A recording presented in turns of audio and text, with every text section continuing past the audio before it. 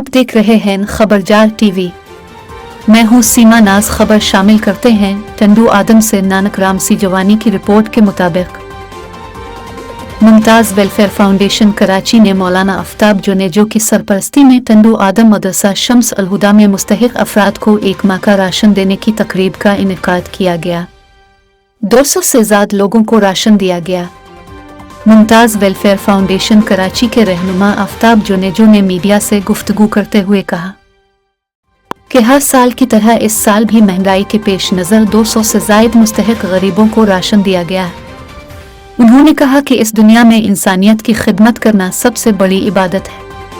उन्होंने कहा कि महंगाई उरूज पर पहुंच चुकी है और गरीब अवाम के लिए 2 वक्त की रोटी खाना मुश्किल हो गया है। लोग भूख और इफलास से तंग आकर खुदकुशियां करने पर मजबूर हैं। ऐसे मुश्किल वक्त में मुस्तहिक लोगों की मदद करना बहुत अच्छा और नेक काम है। उन्होंने कहा कि ये राशन हजरत मुफ्ती वकार अहमद के शुक्रिया के साथ दिया गया है। इस मौके पर मौलाना इमरान जुनेजो दिविज शेटे, मौलाना गुलाम अली बरूही, कारी मौला बख्श बरूही और दीगर भी मौजूद थे।